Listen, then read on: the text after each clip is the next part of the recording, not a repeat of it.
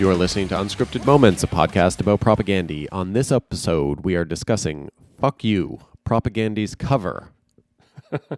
Yes, Propagandy's cover of D.O.A. And I just love that we're sitting right next to each other on the couch in your house right now, because whenever you said, fuck you, I was like, I just couldn't help but start laughing a little bit because this is just so different than we normally do this.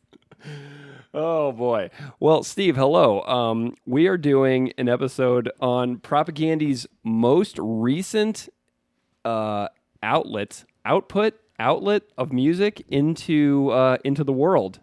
So this is kind of fun because this is the first new material that has ever appeared since this podcast has existed. Which is kind of crazy because it's been 5 years, 6 years, 5 years?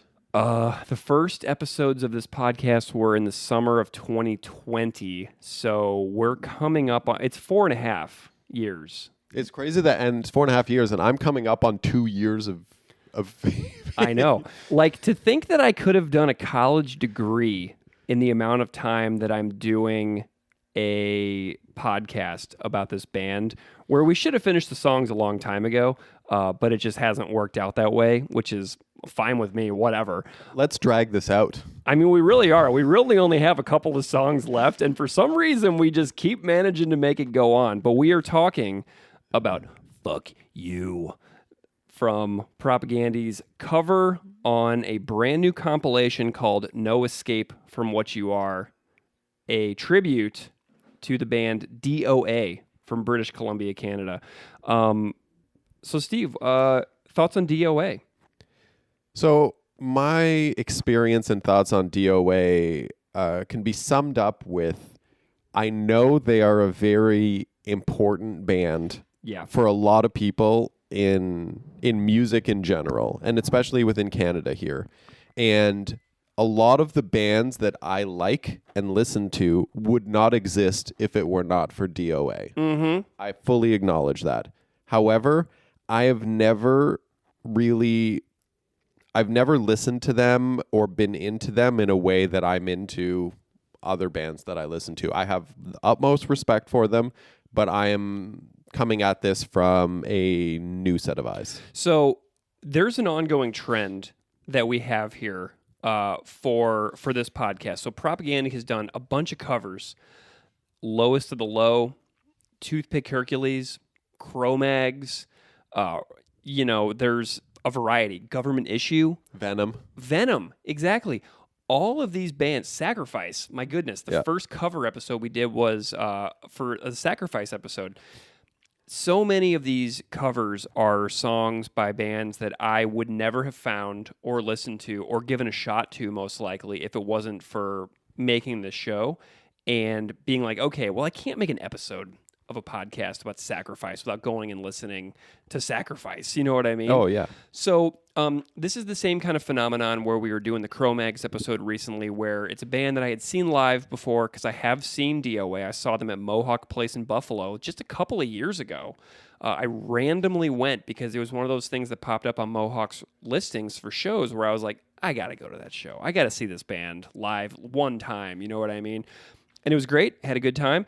But I really have never dived into their discography. I've listened to Hardcore 81 several times in the past, but that's really kind of as far as I ever took it. So in preparation for this episode, I reached out to my contact, aka Zoe's dad, who is my go-to for all things 80s Canadian punk, 80s punk and hardcore, because he was so involved in it. Mm-hmm. And he told me that he's a big fan of D.O.A. He's got Joey's book, which he loves. Mm-hmm. And he told me about the first time he saw D.O.A., which was coincidentally on July 19th, 1981, at the Rock Against Radiation show at Nathan Phillips Square in Toronto, which is City Hall. Wow.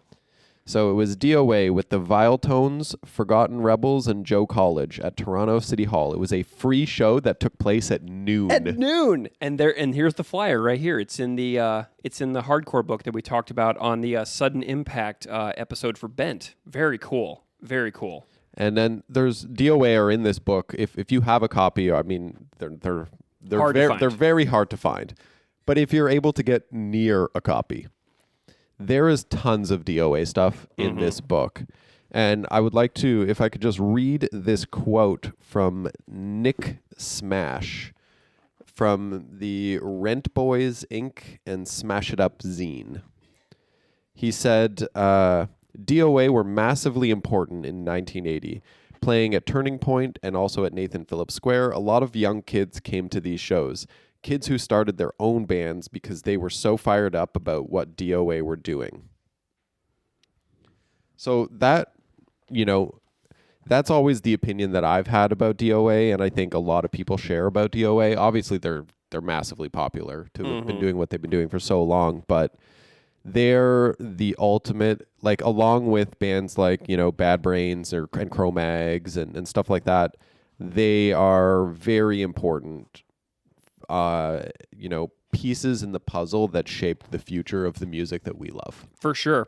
Absolutely. My first exposure to DOA was actually in this book right here. And as you can see, I've read this book many times over the years. It's kind of crumpling up, but it's American Hardcore by Stephen Blush. And there's a quote by Joe Keithley from D.O.A. right in the very first chapter that is like it says, a lot of people got their definition of punk from The Clash and The Damned. When the hardcore thing happened in 1980, it defined a different form of punk. We played with The Clash and thought they were wimps. When Adam Ant was all the rage, there was a Black Flag show at the Whiskey and an Adam Ant show up the street from it. All these Black Flag fans had shirts that said Black Flag kills, Ants dead. That's where we were coming from. So I was exposed to the words of Joe Keithley in quotes in books like this, and then every time you would see a documentary about punk on, like, whatever documentary I was watching at the time, he's appeared in so many films. He's such an ever-present figure in music, and so it's just kind of cool to see see like why this band matters so much to the generation of music fans that were kind of like just before us. Oh, for sure. And like I've got like one of the insert right here with flyers on it from that book. And you can see here we've got another DOA show with Youth, Quebec City, Buffalo, London, Ottawa, Edgewater Hotel in Toronto. That one. We've got there's another DOA one on this. GBH. We have the first All show is on here. Oh, fascinating. That's a really cool poster too. Yeah. Nice. On the initial scan here, I can't see anything. There's one right there. There's one. That's the Present Quite Live DOA. Oh, with DOA with Young Lions. That's Zoe's uncle's band. Wow. Amazing. So fun story on the way over here before we kind of talk about the song. I was getting to the border, coming to your house an hour ago, and I pull up at the little toll stand where the border agent, yeah, that guy. Looking at my passport, and he's like, "What are you doing?" And I was like, "I'm going to Hamilton to see my friend Steve." He's like, "How do you know Steve?" And I said, "Well, we host a podcast together about Canadian punk music." And he goes, "Oh, what are you guys going to talk about?" I said, "Well, we're going to talk about a band called D.O.A." He's like, "I know that band. I've seen them here at the border before, crossing between the U.S. and Canada." So I had this funny experience of like this band has like they're such a mainstay in touring in the world as well. They're still very active touring. And the random border agent that I talked to an hour ago has like, "I've heard of D.O.A. I've met them here at the border between Ontario and New York." Which border crossing did you do? Rainbow? Queenston-Lewiston. Queenston-Lewiston? Nice. Yeah. So, like, it's pretty funny that I was, like, coming over here to talk about DOA, and voila, the guy at the border crossing knew who DOA was and has personally brought them across while they were on tour. I mean, that's awesome. What are the chances? It was insane to me, and I was like, cool. While we're talking about him, he's like, "Have fun." I was like, "See you later." Usually all I get when I cross the border is a Go Bills. Yeah, well, I mean, and everybody should see the shirt I'm wearing right now, too. Okay, so Propaganda recorded this cover over the summer in 2024. I think it was their first song they've recorded since Victory Lap And so it's kind of like a foray back into recording. They did it at Private Ear in Winnipeg, like normal. Was it part of the new album recording sessions or a different sesh? No, it was like a standalone session where they recorded. It was a special thing, and then they went back in later and started working on the record. And they got it done. And it says it was mastered by Sean Holloway Chuck on the Propaganda YouTube release of the song. To date, this album, this compilation is not on like normal streaming services yet. The only place I've found this album streaming in full is on YouTube Music. So I don't know what's going on with Sudden Death Records, who released the album. The label's also owned by Joe Keithley, who I just interviewed yesterday. I should have just freaking asked him, is it going to be on Apple Music or Tidal soon? Hey. I didn't ask him that. You'd think I would have. But you can find the whole record on YouTube streaming. It's also available on CD, black vinyl, cherry red vinyl, smash vinyl, and splatter vinyl, although there are only 20 copies of the splatter vinyl press, so I doubt you'll be able to find it. But the compilation also has Rancid, Duff McKagan, Circle Jerks, Descendants, Fear, Voivod, and a bunch more. War on Women, and more. So, kind of a cool release. It's a cool release, and I totally love that Propaganda is doing this by being very careful with their cover choices and their songs to really kind of, like you said, expose their fan base to the music that was very important to them. Yeah. And by that, I am waiting for them to get on this Voivod cover train. Well, yeah. And you want to hear what else? I reached out to the band and I was like, do you guys want to comment on why you'd covered D.O.A., fuck you, on the compilation? So Todd wrote me back. Todd says, quote, "We wanted to be in the comp because we've listened to D.O.A. since we were kids and have good memories of seeing them live. That and the fact that their songs have meaning and they've tried to do good for the world and exist with some of the integrity that this type of music is supposed to be about. It was even cooler when we heard Voivod was going to be on the record. There's a bunch of bands we like on this one. We chose the song we did because it's straight ahead and we knew we could deliver it pretty well. We know it's not a D.O.A. original, which I will get into the backstory about in a second. We know it's not a D.O.A. original, but we know the song through them, and when I was young, I had no idea it was a cover they were playing. We're doing a cover of their cover." Love it. So that end quote from Todd. End quote. So that was a pretty nice message that I got from Todd. What do you think about that? Todd is always spot on. He's so helpful, you know? He delivers such excellent comments, and he really put a lot of thought into his answer. So I really appreciate it. So thank you, Todd, if you ever hear this. Love Todd. Chris also replied. Did he? He did. And I asked him why you did the cover. And Chris said, D.O.A. were a hugely formative band in Western Canada, worldwide really, but especially in Western Canada. And particularly for Jordan and I, who encountered them and their politics pretty early on in our journey into and out of punk. So Chris has a good enjoyment for this tune, and that was what he had to say about it. That's awesome. Anytime anyone from the band is able to contribute in any way to the show, that's awesome. So, do you want to hear a little bit of the origin of this particular song? Please do, because I've had this experience before where I've really, loved a cover, and then many, many years later realized that actually it's a cover, not an original, and. Yeah. So Jerry Hanna, who was popularized in the band The Subhumans, wrote the song, and there's a version that exists by 3 bands that we're going to talk about. The Stiffs. We don't care what you say, fuck you. We don't care what you say, fuck you. We tell your friends that we're really sick. The Subhumans. Say we're lazy. Say we're just a violent type. Gonna go, not to break. We don't care what you say. Fuck you. We don't care. And D.O.A.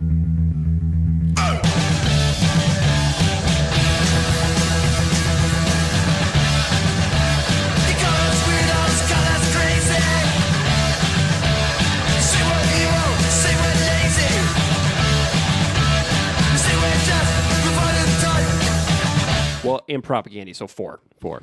So the Stiffs version was never officially released for many, many years, but it came out a couple years ago on a 7-inch release by a record label called Supreme Echo from some very old sessions, which people can go and listen to this release from the Stiffs on supremeecho.bandcamp.com. And from Supreme Echo's Bandcamp, it says the Stiffs were supposed to have been one of the first punk bands from Vancouver to release a 7-inch back in 1978. Oh, the first punk band, sorry, not one of, but the first, back in 1978, but it never got released. Canadian punk rock anthems Fuck You and Oh Canada have been covered by so many bands that most people no longer know which group originally composed them. The Stiffs were a first-wave Vancouver punk rock group with a short yet prolific existence that gave way to hardcore group Rabid and legendary punks the Subhumans. Many of the songs were made famous by the Subhumans were first performed by the Stiffs. This EP features all 3 studio songs from the Stiffs' unreleased single, 3 more from a rehearsal done at Chuck Biscuit's house from D.O.A., and 1 from a demo recorded 1 day prior to the studio session. Fully restored from the original master tapes with a 4-page booklet packed with photos and their story limited to 500 copies, and the first 100 came with a button. So there are copies of that 7-inch for sale on Discogs. So if anybody wants it, you can find it. And I thought that was really cool. And also, the song "Oh Canada" with D-U-H, duh, on the end, was put out on was covered by No Means No on a cover on a 7-inch that Joe Keithley and I will talk about shortly in the interview. And then the D.O.A. version, Joe Keithley from D.O.A. is on the podcast, and he tells the story of D.O.A.'s cover better than I can. So I'm not gonna tell Joe's story. So yeah, that's a little bit of the story. It's kind of like it's like a doll that has many layers packed inside of each other. So yeah. That's do you want to go to the interview, or do you want to talk about the Propaganda version first, or how do we want to do this? Well, let's hear from Joe Keithley. Okay. Joe Keithley, aka Joey Shithead from D.O.A., is here on the podcast. I interviewed him. It's a short, quick interview. Not my forte, short interviews, but Joe and I hung out the other day to talk about the cover, to talk about Propaganda's version, to talk about the sort of the origin and the the life story of this particular song. And we had a really great time. So this is my interview with Joe Keithley from D.O.A. Enjoy. Tell your friends we're really sick. Short-head freaks on a coming trip. You should know 'cause you're so cool. Number 1, nobody's fool. We don't care what you say, fuck you. We don't care what you say, fuck you.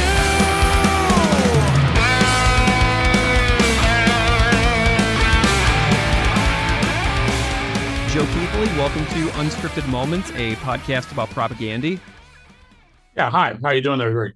Excellent, thank you very much. Joe, why don't you just go ahead and just tell listeners out there who you are, what you do, a little bit, just a little potted bio to get Sure. I'll give you the mini bio because the full one will take the entire show. Yeah. I'm Joe Keithley, better known as Joey Shithead from the band D.O.A. Been going 46 years, played 4,500 shows in 50 countries on 5 continents. So I also run Sudden Death Records, a record label, and I'm also a counselor in my hometown, the city councilor. I'm in my 2nd term, so I've been elected for 6 years. So stuff like that, right? Very cool. I know there's a new film coming out about you, correct? Yeah, it's called Something Very Change, done by Scott Crawford, who did Salad Days and Boy Howdy, and produced by Paul Rockman, who did American Hardcore, which obviously D.O.A.'s prominently featured in that. So that, it's half about D.O.A., probably more weighted with my activism than getting into politics, that kind of thing. So it intertwines the two. There's lots of punk rock in, but there's lots of political action and ideas. Awesome. Well, Joe, I want to chat about the new DOA tribute record, No Escape Yeah, from here we What go. You Are. There you go. Got a copy of it right there. What color is that record that you're just holding up? Is that a color copy? Oh, there you go. There's a red vinyl right there. Awesome. So there's a bunch of variations. That's what we do as labels, right? Yeah, tell me about the different variants. Do you have any like pressing information on the different colors that you did? Yeah, we did. Well, there's obviously black vinyl. There's red. This one's called Smash, which is like black. And what they do, they drop some yellow into it, right? So it's got like kind of a, I don't have one right in front of me, but it's kind of this like smear type pattern. It's pretty cool. And there's like splatter. And then the first Smash is like yellow. Then we're repressing another one to be an orange Smash. And there'll also be like a transparent orange for like it instead of the red. So we went through these pretty quickly. So we're already repressing them.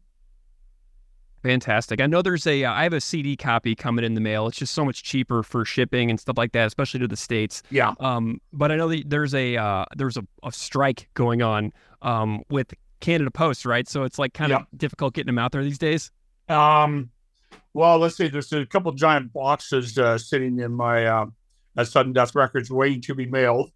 And I'm talking giant boxes that are held up because of the Canada Post strike. But, I'm a well-known labor guy, and people have a right to strike. That's that what unions did have done over the years is give us an 8-hour day, a lunch break, a coffee break, compensation. If you're, so unions are a really valuable thing, and people have a right to strike. So we just can't mail anything. So yours, as soon as the strike's over, yours is in the mail.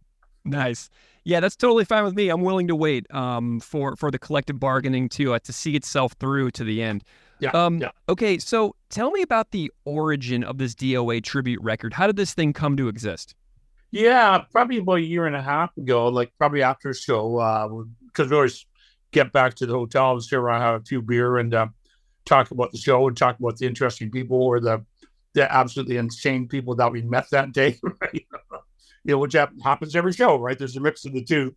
And my drummer, Patty, suggested, why don't we get a bunch of our punk rock friends to cover D.O.A. songs, right? So we did. Obviously, Net Propaganda's one. Obviously, Rancid, Circle Jerks, Adolescence, Voivod, Slime Fear.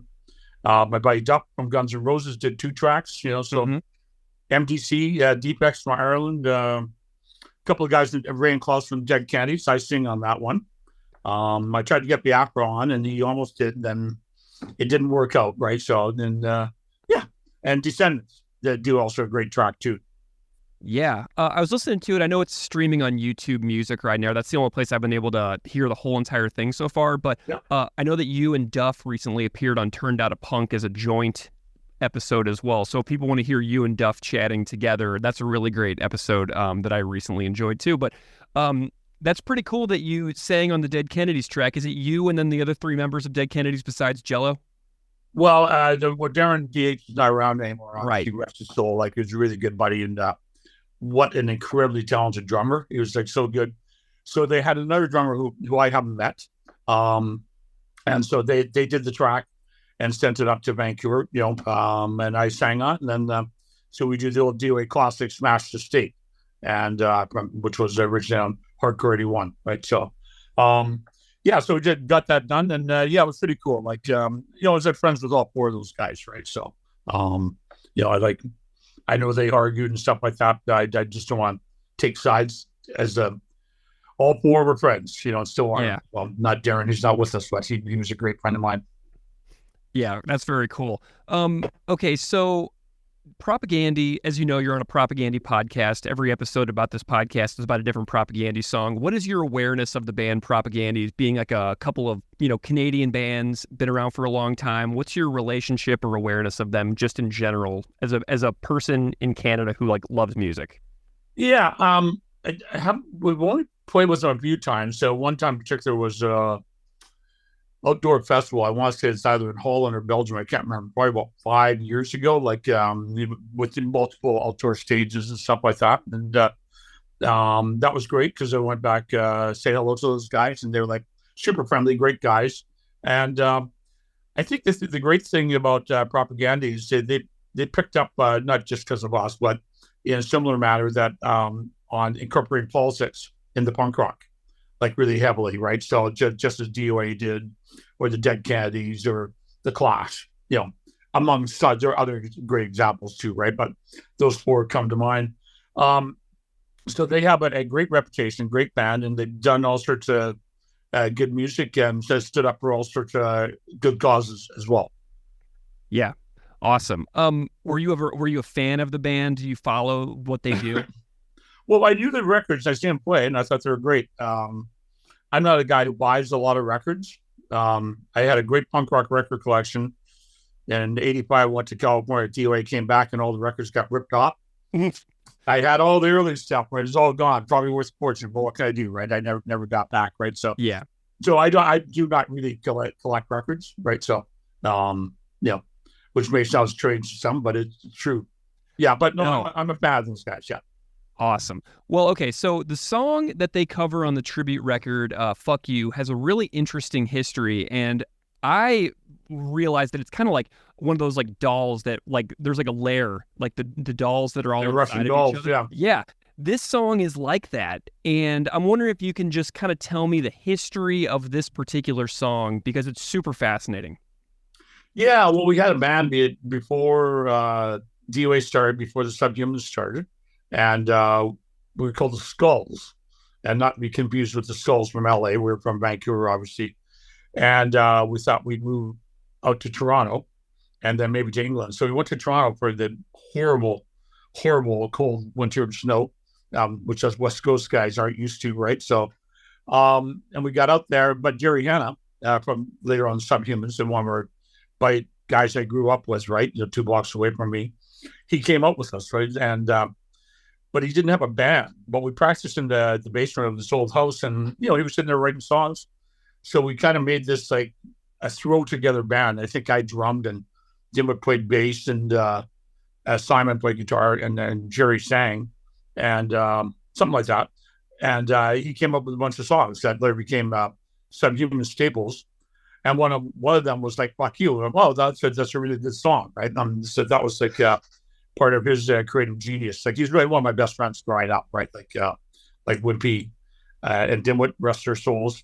Those two guys, Jerry and I, were like the 4 best friends during high school, and it formed some of the most terrible rock bands ever heard during high school. Right? I'm lucky the tapes are not out. I'd be ruined. Yeah, what's the story of the Stiffs as well? I was finding some information about the Stiffs too. Yeah. So, anyways, when the Skulls broke up, I moved back to Vancouver in February '78, and started D.O.A. I found Chuck, I found Randy. That was obviously a great trio, and then Dimwit and Jerry got the Subhumans going, but I guess Jerry was involved with the Stiffs. It was like Jerry, Sid, maybe Zippy. I can't quite remember. It's going back quite a ways, right? So, and they did a few recordings together. They played some live shows around Vancouver. They never got like traveling like D.O.A. the Subhumans did, and up and down the West Coast, right? So, so it was like kind of a short-lived thing, but it was like more of our friends with another band. So then Jerry, who wrote the song, then goes to Subhumans. It becomes a Subhuman song as well. And then when does D.O.A. start doing it? Because I know that you all recorded it very early on too. Yeah, we did it in I want to say '83, after Jerry got arrested being part of the Squamish Five or Vancouver Five, whatever, right? And believe me, I'm not endorsing what they did. Solving problems is better done in a peaceful way, and not with blowing things up, shit like that, right? So I don't endorse that. But he's a buddy of ours, so we wanted to do something to help with his legal fees, because we knew that could be like enormous, and he didn't come from like a rich family, so we put together a benefit record, and on one side was Burn It Down, I believe, and the other side was Fuck You. We just wanted to do. It was easy to do, and it just worked out, right? Yeah. So it came out on a 7-inch as well before it came out on the compilation record that it came on later on. I think it was like Bloody Not Unbowed. Bloody But Unbowed. Yes, it's just a 7-inch single. Okay, Which are not hard to find, but a little bit hard to find. got it. Okay, cool. Okay, so what is the personnel that you remember about the DOA version? Like, who's on it? Who's doing what? What was it? Where was it recorded? Anything you can remember about the details of it? Yeah, as far as I recall, it would have been. Geez, that's a good question. Like Dave Gregg and I on guitar. Wimpy played bass and sang, obviously because he did that with the Subhumans, obviously, and Dimwit drummed. So, and we recorded at Propel Studios in Vancouver, where we did did tons of records with Cecil English. What was that 7-inch called again? I'm just like perusing the Discogs. It's called Right to Be Wild. Awesome. Okay, cool. Very good. Okay, so you all still play this one live. I saw a video of you playing it on YouTube just pretty recently, a couple of years ago, maybe. What do you dig about doing this one now, still in the band? Out of all the songs you have as a band who's been around forever, you could play so many things. Why are you still bringing this one into the table? It's a strong song, and you can dedicate it to anybody you want. So, so that usually works out depending on what's going on politically or socially. I usually say something about it, right? And it's one of those ones like we do play a few new songs, but when D.O.A plays live, we do a lot of the staples. It's like "Fuck You," "The Enemy," World War III, "The Prisoner," etc. A lot of songs that are on the tribute record. Mm-hmm. Obviously, there's some of the most popular songs, which is like typical for bands to do. You usually play your best known stuff, and it's like oh my god, like on The Simpsons.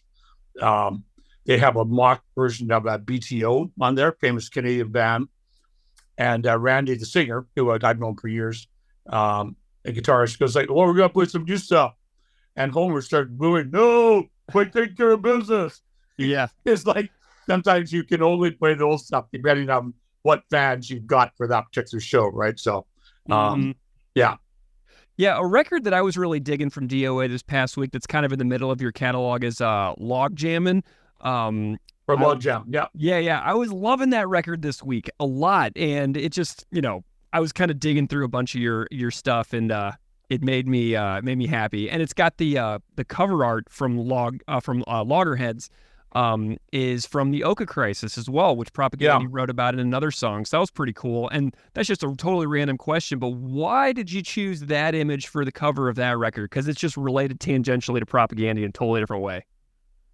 Yeah, we just the incident happened, Oka Crisis or whatever it's called at the time, right? And we saw that photo and we saw like how dramatic to have the soldier and the warrior on the front type thing.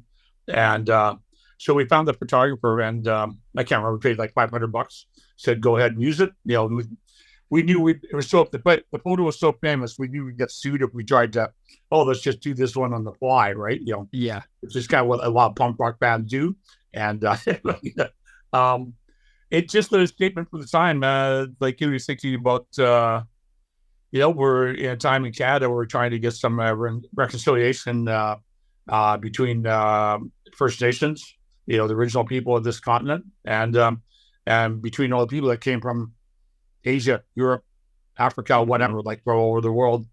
And it's really important to realize that everything that we have here is not just Europe-centric English language type thing. We have to recognize and respect the rights of the indigenous people in this continent, and I'd say in the Western Hemisphere too, obviously, right? So, because they all got screwed along the way, right? Yeah.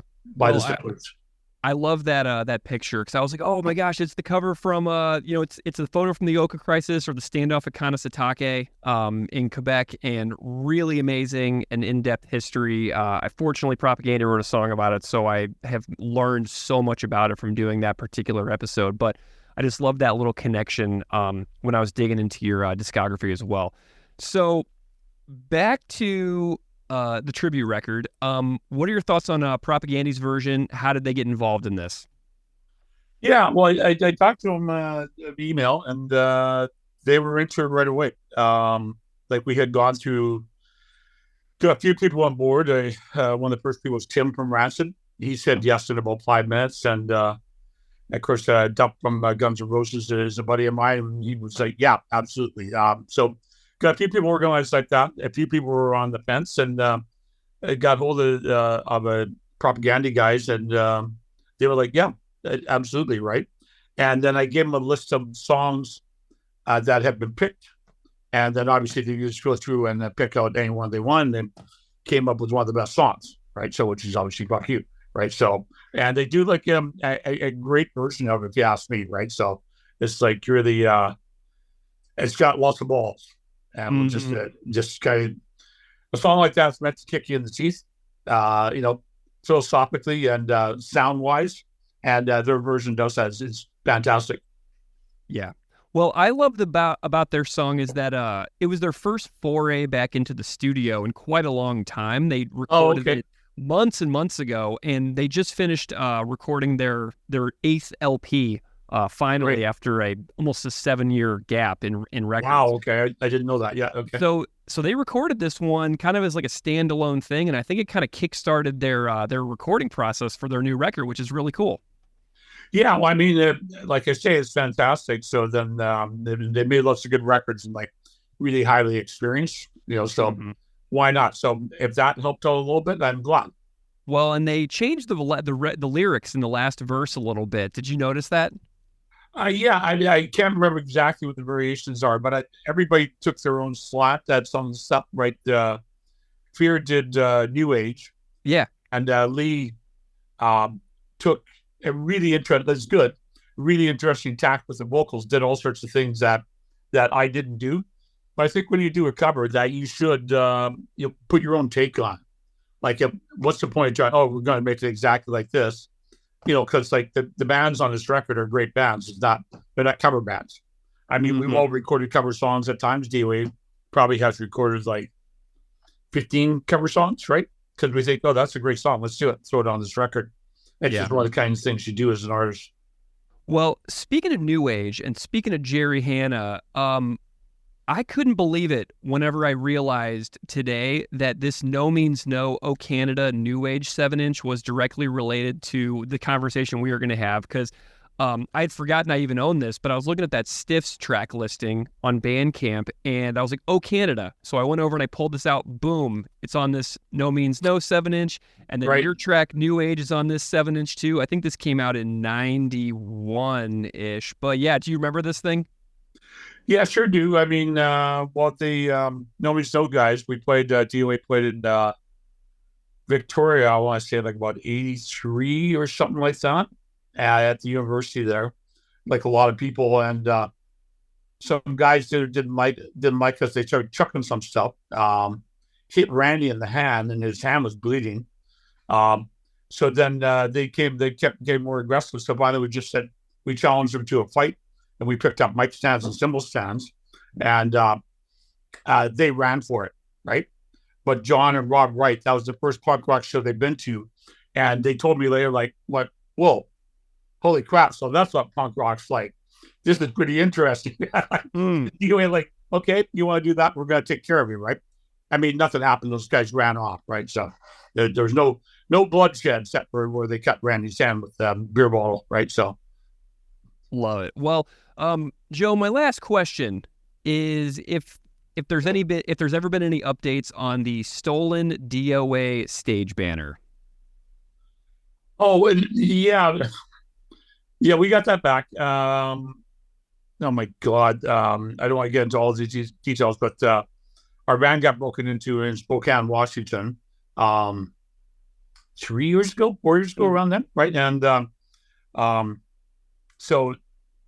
And they must have spotted us at the gig and then followed us up to the hotel. And fortunately, we had backed the van against a tree, so they could only get some stuff out that they couldn't get the guitar heads or the cabinets. So they grabbed a snare drum, some merchandise, and we always take we don't leave the guitars in the van. Like only idiots do that, right? So because you're going to lose them, right? Unless it's just $100 guitar, you don't care, right? So.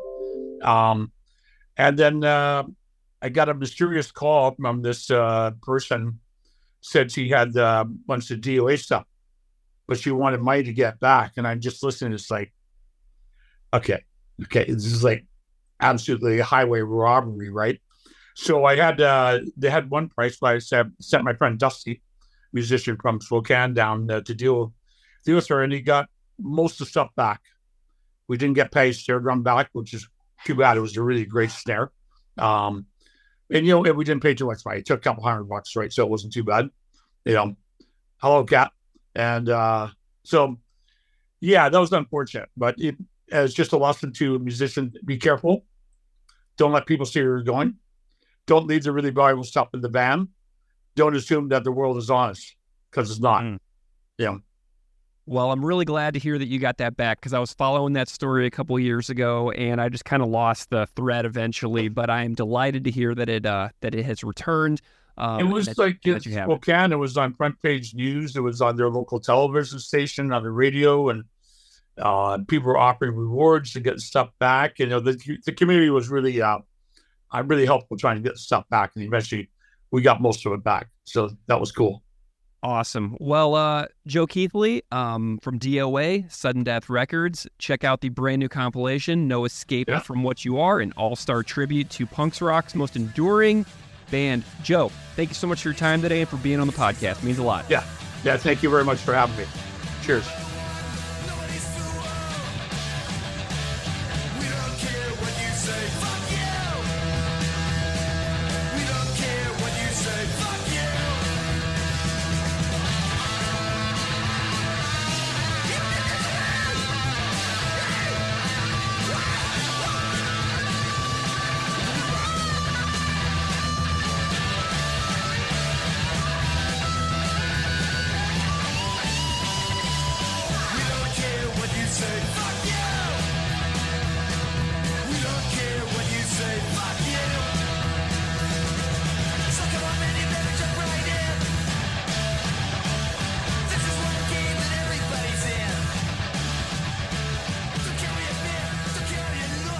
All right, so thank you to Joe Keithley from D.O.A for joining us on the podcast.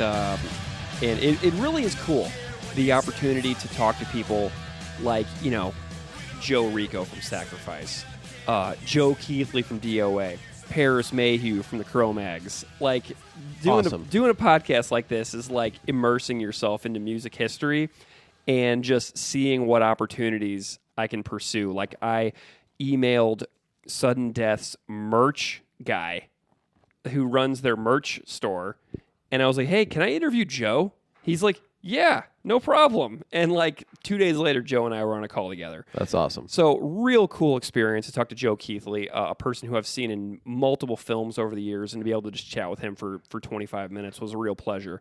It's funny, so Zoe and I went to Vancouver in end of April, beginning of May this year, to visit some family and do some stuff out there.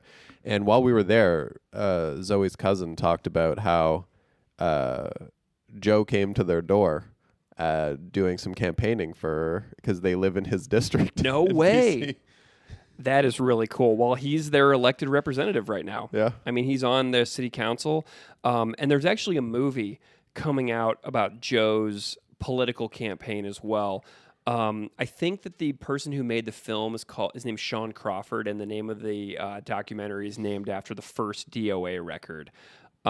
So you can check that out. There's trailers available. I watched a trailer for the film, but you can totally find that online right now. So definitely check that out. But Steve, when I got here, we played the Propaganda version of the cover. What'd you think about the cover? I thought it's great. Mm-hmm. Mm-hmm. I mean, keeping with, I don't know. Propaganda haven't done a bad cover yet. Like, why would they start now? Like, it's a good cover. Like, it's got it. When you're listening to it, it feels like Propaganda. Oh, it does. It's got the Propaganda sound. Yeah. It's like you've taken this other song and you've just ran it through the Propaganda machine, and it just came out the other side. Yes, it is. The song that it most closely resonates with me in their catalog is their cover of "I Am a Rifle" by the Rebel Spell. It's got the same feel as that I Am a Rifle song, as that I Am a Rifle cover. And when you see Propaganda play I Am a Rifle live, the crowd goes ballistic because it's so driving and so powerful that I think that this cover could yield a similar live reaction. I wonder if fans. they'll incorporate it in their sets, specifically when they do Western Canadian dates. I bet they will. I mean, this song has got such a not? massive lore behind it. But also, just a little bit more about the D.O.A. version. It came out on a 7-inch, a benefit 7-inch for Jerry Hanna that Joe talked about on the interview. And the D.O.A. 7-inch is called Emergency Issue. But Propaganda, as people may realize if they listen to the new version, you'll notice that Propaganda altered some lyrics, which was, it was. Joe talked about why they altered the lyrics. So Chris did a little bit of liberty, to play around and massage the lyrics a little bit to make it their own, which is pretty sweet. So if you compare the Propaganda one to the D.O.A. one, you'll see a couple of differences. I guess you're just a fascist prick. Made your bed, now sleep in it. Friends back, you know hope in hell. At least you finally revealed yourself. We don't care what you say, fuck you. So I like that they do that, though. yeah, I mean, they're such thoughtful musicians and writers and artists that they had to leave their stamp on it a little bit, and I think that's really cool because they changed up the entire last verse. So the last verse is brand new, and then they changed around some unfortunate phrasing that we don't really need to get into because discerning listeners can figure that out if they go compare the original to the new version. But yeah, it's just cool to see how songs, even ones that have existed for 40 years, 44 years or more, can still have a new breath of life put into them. Yeah, I love it. I think I would, as I said earlier, I would highly encourage them to do more of these things. Obviously, pick and choose. Voivod. Chris, if you're listening, Voivod. I mean, he did the Angel Dust cover on his Catastrophic Break with Consensus Reality, but it'd be really cool, like you said, to have the Propaganda feel to it, because if it's not Jord, it's not Propaganda. So there's definitely an opportunity. Even though Chris made the Voivod cover with Beeve and Agassi, it would be awesome if he did it with Todd and Jord specifically, and obviously Sulin ideally would be involved, but it's really cool. So any other thoughts on the Propaganda cover of Fuck You by D.O.A.? No, I think we've said everything we can say. Awesome. We'll go listen to the original version by D.O.A., which obviously their version is a cover of the Stiffs, and then go listen to the Subhumans version. If you've never heard the Canadian Subhumans, go listen to them too. Go check them out. They're legends in this part of the world. So, listen to D.O.A. D.O.A. deserve your ears. Yeah. Give them to them. Yeah.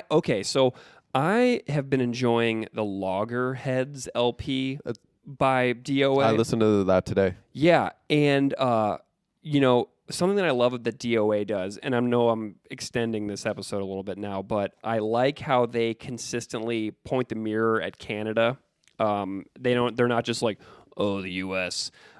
They have a lot of songs that are very critical of their own country, so it's really cool to see D.O.A. kind of leading the charge as far as critiquing the government of Canada, because bands like Propaganda continued that tradition. They walked so they could run. Yeah, and go look, even if you don't listen to D.O.A., go look at the cover of the Loggerheads LP from 1993, because it is the image of the standoff at Kanesatake, otherwise known as the Oka Crisis in Quebec, and it is a song. It's an album that has the image that we talked about a lot in, I think it was episode 51, our Oka Everywhere episode, when we talked about OK Everywhere, we did a huge, massive deep dive into that entire event, and you can see it right there on the cover of D.O.A.'s Loggerheads LP. So go scope that out, because there's another little point of contact and connection between Propaganda and